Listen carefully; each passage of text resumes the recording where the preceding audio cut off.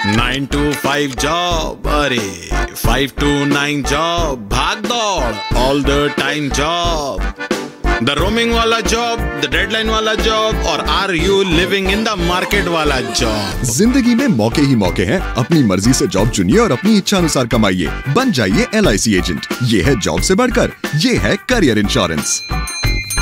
अपना बॉस खुद बनिए, बन जाइए LIC एजेंट। अब लाइफ सेट है।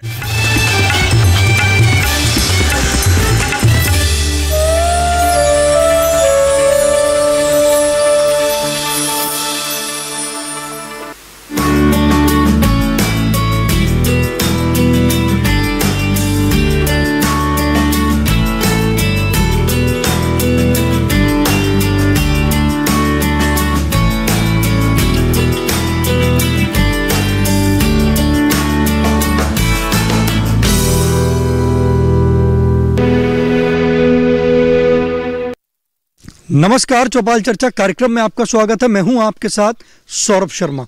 किसान भाइयों, चौपाल चर्चा कार्यक्रम आपका अपना कार्यक्रम है जिसमें हम गांव-गांव जाते हैं, चर्चा करते हैं सरकारी योजनाओं की, किस तरीके से हमारे किसान भाई योजनाओं का लाभ ले रहे हैं। आपको बता दें, इस वक्त हम मौजूद हैं उत्तर प्रदेश के जिला एटा के गाँव उडेरी में, जिसका ब्लॉक पड़ता है अवागढ़।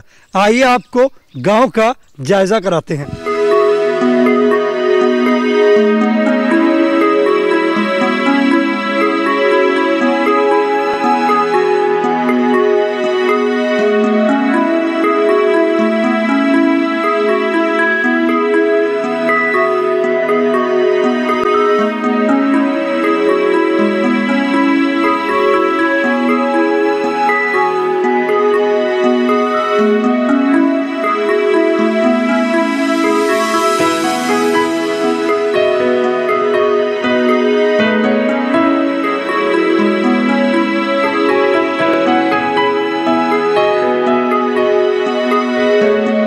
जोरदार तालियों के साथ कार्यक्रम की शुरुआत करते हैं। इस वक्त हम मौजूद हैं उत्तर प्रदेश के जिला एटा के गांव उडेरी में, जिसका ब्लॉक पड़ता है अवागढ़।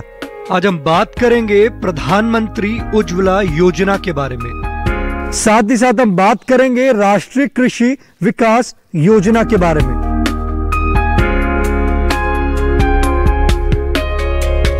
हमारे बीच में कृषि विज्ञान केंद्र के विशेषज्ञ मौजूद हैं। हम उनसे जानते हैं उज्ज्वला योजना के बारे में। उज्ज्वला योजना क्या है? इस योजना के तहत गरीबी रेखा के नीचे के लोग लाभान्वित हो सकते हैं और इसमें विशेषकर महिलाओं को लाभ है। 18 वर्ष से अधिक उम्र की महिलाएं इसमें आवेदन कर सकती हैं और स्वास्थ्य संबंधी जो बीमारियां हैं उनसे वो छुटकारा पा सकती हैं और धुएं रहित चूल्हे से वो अपनी रोजमर्रा की जो उनकी काम है वो कर सकती हैं। इस योजना की ज़रूरत क्यों पड़ी? क्योंकि महिलाएं जो हैं वो लकड़ियों से के चूल्हे में खाना बनाती थी, जिससे वो धुआं निकलता था और पॉल्यूशन भी जिससे हमारा बढ़ रहा था और उनकी स्वास्थ्य संबंधी बीमारियां भी बढ़ रही थी, जिस कारण कि ये गैस सिलेंडर की ज़रूरत पड़ी और महिलाओं को रोज़मर्रा के जो खाना वो बनाती हैं उसमें उन्हें आसानी हुई। देखिए कितनी अच्छी जानकारी दी हमारे विशेषज्ञ ने। आपको बताया कि जो उज्ज्वला योजना है वो क्या है। हमारे बीच में महिला किसान मौजूद हैं, आइए जानते हैं। जी आप बताएं। आज हम बात कर रहे हैं उज्ज्वला योजना के बारे में। आपको इस योजना से लाभ मिला है? हाँ मिला है। देखिए हमारी महिला किसान ने कहा है कि उनको इस योजना से लाभ मिला। आप बैठ सकते हैं। हमारे बीच में और भी महिलाएं मौजूद हैं, आइए जानते हैं। जी आप बताएं, आपको उज्ज्वला योजना के तहत कोई सिलेंडर मिला है? ना मिला है, लेना आया हमें। देखिए हमारी महिला किसान का हमारे विशेषज्ञ से सवाल है कि वो उज्ज्वला योजना के तहत सिलेंडर लेना चाहती हैं, किस प्रकार से मिल सकता है। आइए हम अपने विशेषज्ञ से जानते हैं। जी, आप गैस एजेंसी जाएं और अपने साथ आधार कार्ड और BPL कार्ड लेकर जाएं और वहां आवेदन करवाएं और आपको गैस सिलेंडर मिल जाएगी कुछ दिनों में। देखिए हमारे विशेषज्ञ ने कहा है कि अगर आप भी उज्ज्वला योजना से सिलेंडर लेना चाहते हैं तो आप गैस एजेंसी पे जब जाएंगे तो वहाँ पे आपको अपना बीपीएल कार्ड लेकर जाना पड़ेगा। जब आप उन्हें दिखाएंगे, उज्ज्वला योजना का फॉर्म भरेंगे तो आप भी इस योजना से लाभ ले सकेंगे। हमारे बीच में और भी महिला किसान मौजूद हैं, आइए जानते हैं। जी आप बताएं, आज हम बात कर रहे हैं उज्ज्वला योजना की। आपने इस योजना से लाभ लिया है? मिला सिलेंडर। आपको इसकी जानकारी कहाँ से हुई? टीवी पे देखो। देखिए, हमारी महिला किसान ने कहा कि टीवी पे देख के उनको पता चला है कि उज्ज्वला योजना जो है उससे सिलेंडर मिलता है, तो हमारी महिला किसान ने इस योजना से लाभ लिया है। हमारे बीच में और भी महिला किसान मौजूद हैं, आइए जानते हैं। जी आप बताएं, आज हम बात कर रहे हैं उज्ज्वला योजना की। आपको उज्ज्वला योजना के तहत सिलेंडर मिला है? मिला। ये योजना कैसी लगी आपको? बढ़िया है। देखिए, हमारी महिला किसान कह रही हैं कि योजना उनको अच्छी लगी और उनको इससे लाभ मिला है। हमारे बीच में और भी महिला किसान मौजूद हैं, आइए जानते हैं। जी आप बताएं, आपको उज्ज्वला योजना के तहत सिलेंडर मिला है? मिला है। ये योजना कैसी लगी आपको? ये सब ने आप मिलो, सो हमें मिलो। हाँ, योजना अच्छी लगी आपको? अच्छी लगी। देखिए, हमारे महिला किसान ने कहा है कि उनको भी इस योजना से लाभ मिला है। जी आप बताएं, आज हम बात कर रहे हैं उज्ज्वला योजना की। आपको उज्ज्वला योजना से लाभ मिला है? मिला है। ये योजना कैसी लगी आपको? सही लगी, बढ़िया है। हमारे बीच में और भी महिला किसान मौजूद हैं, आइए जानते हैं। जी आप बताएं, उज्ज्वला योजना की आज हम चर्चा कर रहे हैं। आपको गैस सिलेंडर मिला है उज्ज्वला योजना से? मिला। ये योजना कैसी लगी आपको? अच्छी लगी। इसकी जानकारी कहाँ से हुई कि उज्ज्वला योजना से सिलेंडर मिलता है? टीवी पे देखा आपने? देखिए, हमारी महिला किसान ने कहा है कि उज्ज्वला योजना से गैस सिलेंडर लेके उन्होंने लाभ की प्राप्ति करी है। चौपाल चर्चा कार्यक्रम में वक्त हो चुका है एक छोटे से ब्रेक का। ब्रेक के बाद जानेंगे राष्ट्रीय कृषि विकास योजना के बारे में।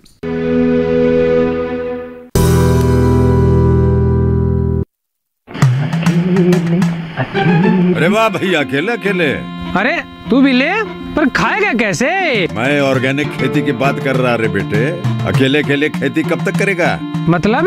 गांव में 20-25 किसानों का समूह बना के पंजीकरण करवा ले, फिर सरकारी ट्रेनिंग भी मिलेगी और मुफ्त जैविक बीज खाद भी। फिर पीजीएस ऑर्गेनिक की सरकारी मोहर के साथ तेरी उपज आकर्षक पैक में पहुंचेगी बड़े बाजार तक। अच्छा? हाँ। अरे भाई, कहाँ चल दिया? सबको साथ लाने, आमदनी बढ़ाने। तो किसान भाई समझ गए ना? साथ मिलकर ऑर्गेनिक खेती कीजिए, अपनी परंपरा को आगे बढ़ाइए, ज्यादा मुनाफा कमाइए। माटी से प्रेम की परंपरा है परंपरागत खेती।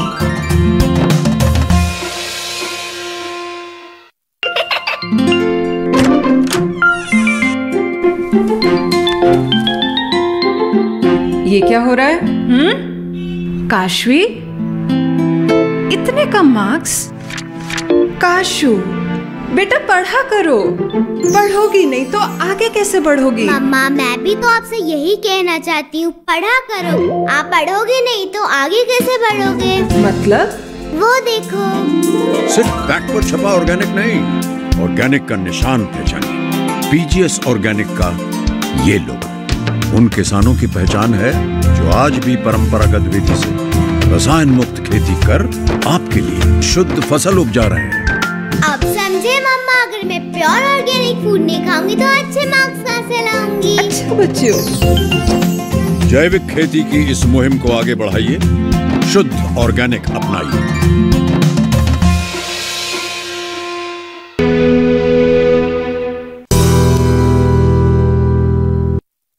ब्रेक के बाद आपका स्वागत है गांव उडेरी की चौपाल चर्चा से। आज हम बात कर रहे हैं राष्ट्रीय कृषि विकास योजना के बारे में। हमारे बीच में वैज्ञानिक मौजूद हैं, हम उनसे जानते हैं इस योजना के बारे में। राष्ट्रीय कृषि विकास योजना क्या है? राष्ट्रीय कृषि विकास योजना के अंतर्गत कृषि एवं पशुपालन एवं अन्य संबंधित जो रोजगार के साधन हैं उनके द्वारा किसानों की कैसे आमदनी बढ़े, कैसे ज़्यादा से ज़्यादा रोजगार सृजन हो, कैसे उनका ज़्यादा से ज़्यादा लाभ हो, उससे संबंधित हैं। तो इसके तहत प्रमुख रूप से जो सरकार का फोकस है वो ये है कि जो कृषि और पशुपालन से संबंधित जो बाजार है, जो प्रोडक्ट्स हैं, उनका हम वैल्यू चेन डेवलप करें और उनको बड़े बाज़ारों के साथ लिंक करें। इस ऐसे ही जो है, जो हमारे प्री और पोस्ट हार्वेस्टिंग जो प्रोड्यूस हैं, उनमें जो नुकसान होता है, चाहे खेती में हो चाहे पशुपालन में हो, उनको कैसे कम से कम किया जाए। एक बड़ा इसका एक और लाभ है कि जो हमारे पढ़े लिखे रोज़गार, जो नौजवान रोज़गार से विमुख हैं, तो उनको हम ट्रेन करें, उनका स्किल डेवलपमेंट करें और खेती, पशुपालन, मछली पालन, मशरूम पालन और एकीकृत खेती के द्वारा उनको आमदनी बढ़ाई जा सके। तो ये इसके राष्ट्रीय कृषि विकास योजना के प्रमुख उद्देश्य हैं या लाभ हैं। देखिए कितनी अच्छी जानकारी दी हमारे विशेषज्ञ ने, आपको बताया राष्ट्रीय कृषि विकास योजना के बारे में। हमारे बीच में किसान भाई मौजूद हैं, आइए जानते हैं। जी आप बताएं, आप ये बताइए कि पशुपालन आप करते हैं जी, उसमें आप क्या कर रहे हैं? पशुपालन के बारे में जानना चाहता था। व्यवसाय मेरा दूध का है, तो मैं ये जानना चाहता हूँ कि मादा पशु जो है किस तकनीक से कैसे दूध ज़्यादा देंगी, इस बारे में। देखिए हमारे किसान भाई का हमारे विशेषज्ञ से सवाल है, आइए हम अपने विशेषज्ञ से जानते हैं। देखिए इनका जो प्रश्न है कि जो दुधारू जो पशु हैं, जैसे कि गाय और भैंस, तो वो कैसे उनसे हम अधिक से अधिक दूध प्राप्त करें। तो ये इसका जो प्रमुख है आधार है वो ये है कि जब हम किसी गाय या भैंस को लेके आते हैं तो वो शुद्ध नस्ल की हो और उच्च आनुवांशिक क्षमता की हो। यानी कि हमें उसका जब चुनाव करते समय गाय या भैंस का ये ध्यान रखना पड़ेगा कि वो शुद्ध नस्ल की है या उच्च गुणवत्ता की है। जैसे कि गाय के केस में जो साहिवाल, थारपारकर, गिर, रेड सिंधी, ये सब जो है अधिक दूध देने वाली नस्लें हैं। उसी प्रकार जो इस क्षेत्र के लिए भी उपयुक्त है जो मुर्रा नस्ल है, तो वो शुद्ध नस्ल है, अच्छी दूध देती है। साथ ही हमें इस बात का भी ध्यान रखना है कि वो उसकी उच्च गुणवत्ता हो। और अगर हम पीढ़ी दर पीढ़ी चाहते हैं कि ये गाय भैंस अधिक दूध दें, तो हम ऐसे नर से या उसके ऐसे कृत्रिम गर्भाधान करवाएं जो उच्च गुणवत्ता का हो। दूसरा आता है कि उनका जो आहार प्रबंधन है, तो जो गाय या भैंस हैं उनमें जो जैसे ही वो गाभिन होती हैं उसके 3-4 महीने के बाद से ये व्यवस्था हो जाती है कि हम उन्हें संतुलित आहार दें। तो जब हम संतुलित आहार की बात करते हैं तो हम उसमें दाना, चारा, भूसा और ख़ास तौर से मिनरल मिक्सचर, क्योंकि अब जो नई पद्धति है उसमें गाय भैंसों को चराई पर नहीं रखा जाता है, तो बहुत सारे वो ज़रूरी मिनरल से वंचित रह जाती हैं। तो इसके लिए हमें जो है मिनरल्स को सप्लीमेंट करना है। तो अगर गायों को संतुलित आहार नहीं मिलेगा तो उनका जो दुग्ध काल है वो छोटा रह जाएगा, यानी कि वो कम समय में ही सूख जाएंगी। तो हमें संतुलित आहार देना है, वो उसकी प्रतिदिन दूध देने की क्षमता के ऊपर भी है, नस्ल के आधार पर भी और शरीर भार के आधार पर भी है। तो हमें इस बात का ध्यान रखना है। दूसरा यह है कि हमें उनको इनफर्टिलिटी से बचाना है। इसके लिए जो भी हमें मिनरल्स या जो प्राकृतिक खेती आधारित जो चारा है वो देना है। तो ये जो इनफर्टिलिटी की प्रॉब्लम है उससे हमें निजात मिलेगी और ये आवारा जो गायों की समस्या है उससे भी बड़ी मात्रा में निजात मिलेगी। देखिए कितनी अच्छी जानकारी दी हमारे विशेषज्ञ ने। हमारे बीच में और भी किसान भाई मौजूद हैं, आइए जानते हैं। जी आप बताएं, क्या सवाल करना चाहते हैं? सर नमस्कार। आज आपके इस योजना के अंतर्गत आपके चैनल के माध्यम से हम ये जानकारी लेना चाहते हैं कि हम जो है यहाँ सब छोटे लघु किसान मजदूर हैं और अपने पशुपालन के बारे में अच्छी तरह से अभी हमको जानकारी नहीं है। तो हम ये चाहते हैं कि बकरी किस तरीक़ा की बकरी पाली जाए और किस तरीक़ा से उनसे हमें आमदनी बने और सरकार की क्या उसमें हमारे लिए कोई योजना, लाभ की योजना है या नहीं है, ये जानकारी चाहते हैं। देखिए हमारे किसान भाई का हमारे विशेषज्ञ से सवाल है कि वो बकरी पालन में अपना व्यवसाय करना चाहते हैं। वो छोटे किसान हैं, किस तरीके से वो व्यवसाय कर सकते हैं, आइए हम अपने विशेषज्ञ से जानते हैं। देखिए, जो बकरी पालन है वो प्रमुख रूप से छोटे जो किसान हैं जिनका जोत का आकार कम है, आमदनी कम है, उनके लिए विशेष रूप से लाभप्रद है, क्योंकि ये बहुत कम लागत से आरंभ किया जा सकता है और इसमें जो लाभ मिलने का जो समय है वो भी बहुत कम है, यानी कि 6 महीने से 1 साल के बाद ये प्रॉफिट देना शुरू करती है और ये रेगुलर इंटरवल पर प्रॉफिट देती है। और जो बकरी पालन है उसकी जो प्रतिदिन का जो रखरखाव का खर्चा है वो भी बहुत कम होता है। तो आप सामान्यतः ग्रामीण परिवेश में बकरी को 0 इनपुट पर ही पाला जाता है, लेकिन अगर हमें बकरी पालन में अधिक लाभ लेना है तो हमें बुनियादी 4-5 बातों का ध्यान रखना होगा, जैसे कि क्षेत्र विशेष के दृष्टिकोण से और अपने प्रयोजन के दृष्टिकोण से बकरी की नस्ल का चुनाव करें और बकरियों के लिए जो उनकी उम्र और अवस्था के अनुरूप उन्हें आवास दें, उनका खान पान का प्रबंधन करें और जो 4-5 जो उसमें इन्फेक्शियस बीमारी लगती हैं उनका टीकाकरण अवश्य करवाएं और जो उच्च गुणवत्ता के नर हैं, शुद्ध नस्ल के नर हैं, उनको वो प्रजनन में उपयोग करें। अगर इन बुनियादी बातों का ध्यान रखेंगे तो बकरी पालन में निश्चित तौर पर अधिक लाभ होगा। देखिए कितनी अच्छी जानकारी दी हमारे विशेषज्ञ ने कि अगर आप भी बकरी पालन का व्यवसाय शुरू करना चाहते हैं और आप भी छोटे किसान हैं तो आप भी लाभ ले सकते हैं। हमारे बीच में और भी किसान भाई मौजूद हैं, आइए जानते हैं। जी आप बताएं, क्या सवाल करना चाहते हैं आप? सर, खेती के मामले में पूछना चाहते हैं। जब हम खेती की अपनी कटाई कराते हैं तो समय ज़्यादा लगता है, मजदूर लगता है धान की फसल धान की फसल में, और इसके लिए कोई मशीनरी का काम हो तो जल्दी हो जाए। देखिए हमारे किसान भाई का हमारे विशेषज्ञ से सवाल है कि वो धान की फसल जो काटते हैं वो हाथ से काटते हैं, वो कह रहे हैं क्या कोई मशीन भी है जिससे हम ये धान की फसल काट सकते हैं? आइए हम अपने विशेषज्ञ से जानते हैं। देखिए, धान की फसल को काटने के लिए ज़्यादातर के अब किसान भाई जो हैं कंबाइन का सहारा लेते हैं और रीपर, बाइंडर, रीपर ये भी मशीन आती हैं, उससे काटा जा सकता है। और किसान भाई क्या करते हैं, जैसे कंबाइन से काटते हैं अगर, तो उसके बाद जो है उसमें फसल अवशेष की समस्या उनके पास सामने आती है, जिसके प्रबंधन में उनको दिक्कत आती है। तो और कुछ किसान भाई जो हाथ से भी काट लेते हैं। अगर किसान भाई हाथ से काट लिए तो उसमें तो कोई दिक्कत आती नहीं है। और जैसे कि हम आजकल 0 बजट फार्मिंग की बात करते हैं, तो अगर हाथ से काटा हुआ खेत है तो बिना जुताई किए, मतलब खर्चा जुताई का पूरा बच जाएगा। हम 0 टीलेज कम 40 ड्रिल इसका प्रयोग करके हम सीधे जो है धान काटने के बाद गेहूं की बुआई कर सकते हैं। और अगर कंबाइन से कटा हुआ है तो उसमें जो है पैडी स्ट्रा चापर, मल्चर, उसको चलाकर हम जो हैं उसको छोटे छोटे टुकड़े में कर लेते हैं।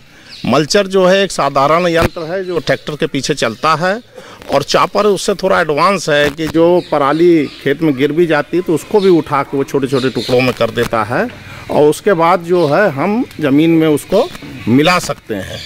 चौपाल चर्चा कार्यक्रम में वक्त हो चुका है एक और छोटे से ब्रेक का। ब्रेक के बाद जानेंगे इस योजना से और भी लाभ।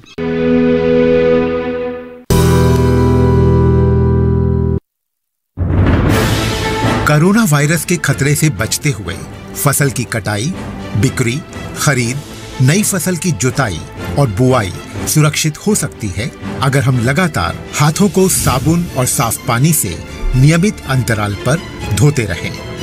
नाक, मुंह को मास्क, गमछे या कपड़े से ढक कर रखें। आंख, कान, नाक, मुंह न छुएं। आपस में 2 गज की दूरी बनाए रखें।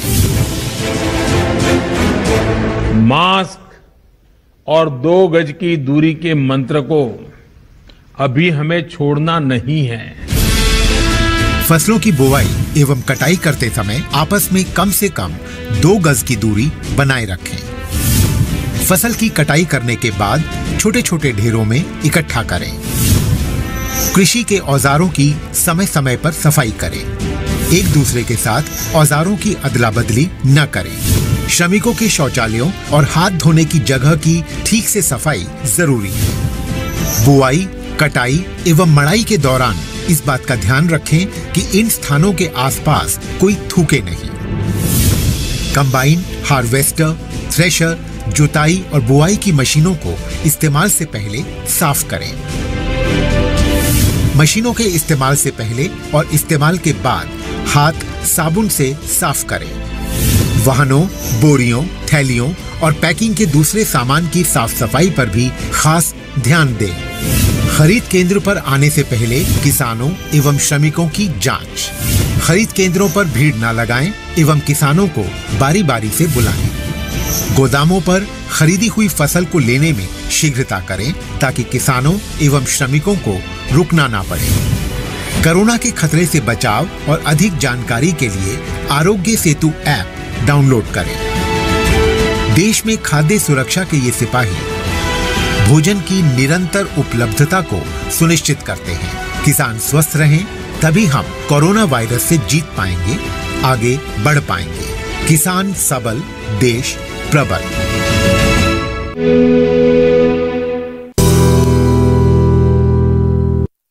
ब्रेक के बाद आपका स्वागत है गांव उडेरी की चौपाल चर्चा से। आज हम बात कर रहे हैं राष्ट्रीय कृषि विकास योजना के बारे में। हमारे बीच में किसान भाई मौजूद हैं, आइए जानते हैं। जी आप बताएं, क्या सवाल करना चाहते हैं? मुझे जानते हैं कि गाय ये हैं जो खुरपका मुहपका से जो पशु मर रहे हैं और हमारे यहाँ तनावी बीमारी और पास बहुत फैल रही है, तो होने के लिए पहले से क्या इंतजाम करें जो हमारे पशु स्वस्थ रहें। हमारे किसान भाई का विशेषज्ञ से सवाल है कि मुंह पका और खुर पका की बीमारी जो है वो बहुत ज़्यादा फैल रही है, वो किस तरीके से अपने पशुओं का बचाव कर सकते हैं, आइए हम अपने विशेषज्ञ से जानते हैं। देखिए, खुरपका और मुहपका गाय, भैंस और बकरियों की एक बड़ी बीमारी है और ये प्रमुख रूप से जो ये इन्फेक्शस डिजीज भी है, तो हमें इसका जो बचाव और उपचार दोनों ही चीज़ों पर ध्यान रखना है। तो आपके चैनल के माध्यम से मैं कहना चाहूँगा कि सभी किसान भाई अपनी जो भी उनके पास पालतू पशु हैं, गाय, भैंस, भेड़, बकरी, उनमें खुरपका एवं मुहपका का टीकाकरण अवश्य करवाएं। इसके साथ साथ अगर ये बीमारी जैसे आ गई है तो जो पोटेशियम परमंगनेट है, जो जिसे हम लाल पानी भी बोलते हैं, उसके द्वारा वो उनके जो खुरें हैं उन पे वो प्रतिदिन उनको डालें और सूखे में रखें। ऐसे ही जो मुंह है वहाँ पर भी पोटेशियम परमैंगनेट की जो हमारे कपड़े के द्वारा, डस्टर के द्वारा उस पर वो सफाई करें, तो इससे जो उसकी जो हल्की जो इंसिडेंस है वो तो कम हो जाएगी।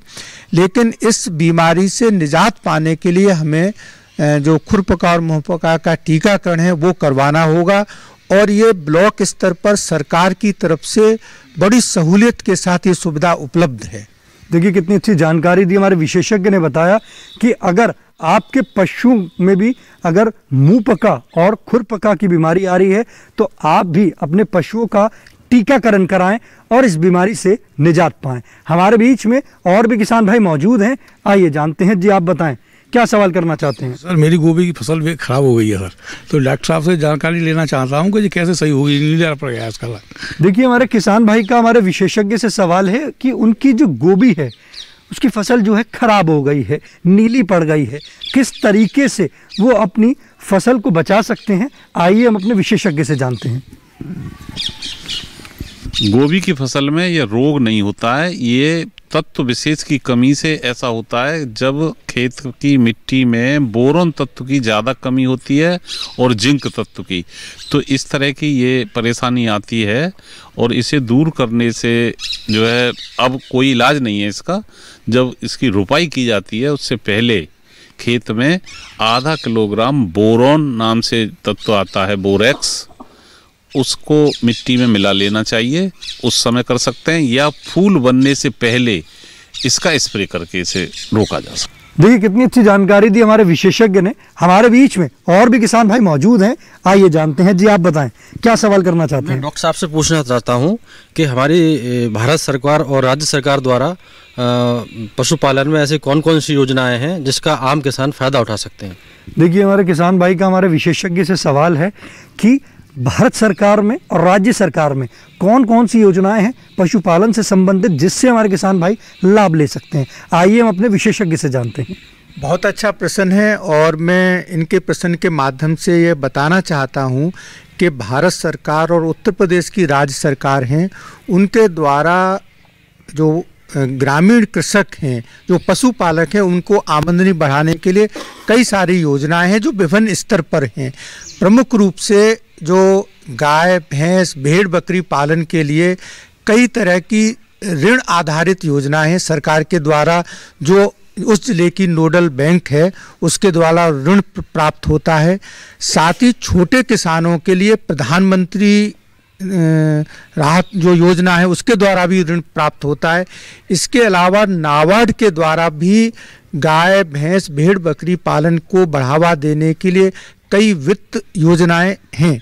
साथ ही साथ जो उच्च कोटि का जो गौवंश है या बकरी वंश है या भैंस का जो सीमन है या एम्ब्रियो है या जो जानवर हैं, उनको भी उपलब्ध कराने की है। साथ ही सरकार के द्वारा जो उनका रिस्क है उसको मिनिमाइज करने के लिए उनकी बीमा योजनाएं भी हैं। और गौवंश को संवर्धन करने के लिए उत्तर प्रदेश सरकार के द्वारा एक पशु पर 30 रुपये प्रतिदिन मेंटेनेंस के लिए भी दिया जा रहा है। और ये इन सब योजनाओं के द्वारा निश्चित रूप से बहुत सारे जो प्रगतिशील बकरी पालक हैं, गौ पालक हैं, भैंस पालक हैं, वो लाभ भी ले रहे हैं। जो लघु एवं सीमांत किसान हैं तो मनरेगा के तहत जो गाय भैंस भेड़ बकरी के जो आवास हैं उनके लिए भी जो है ऋण प्रदान किया जा रहा है। तो वो अपने जो संबंधित बीडीओ हैं उनसे संपर्क करके उनके आवास के लिए ऋण उपलब्ध करा सकते हैं, जो कि पूरी तरह से रियायती है या कुछ जगह उस पर बहुत कम इंटरेस्ट रेट है। देखिए कितनी अच्छी जानकारी दी हमारे विशेषज्ञ ने। आप भी इन योजनाओं का लाभ लें। आप अपने पसंदीदार कार्यक्रम चौपाल चर्चा को आप डीडी किसान के यूट्यूब चैनल पर देख सकते हैं। टीवी पे दिए गए QR कोड को स्कैन करें। आज के चौपाल चर्चा कार्यक्रम में बस इतना ही। फिर होगी आपसे मुलाकात एक नए गांव एक नए विषय के साथ। तब तक हमारी पूरी टीम को दीजिए इजाजत। आप देखते रहिए दूरदर्शन किसान। नमस्कार।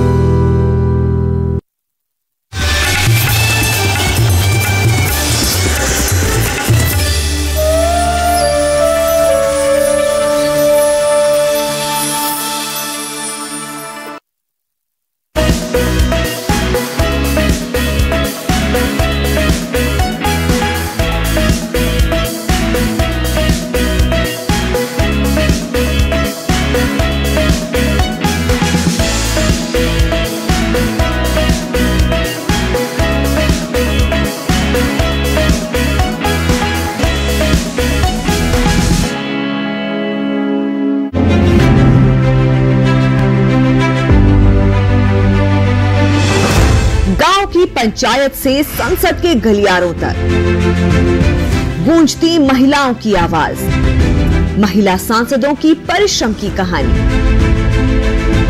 सुनिए उनकी जुबानी हमारा खास कार्यक्रम नेत्री महिला सांसद और उनकी कहानियां, सिर्फ डीडी किसान पर।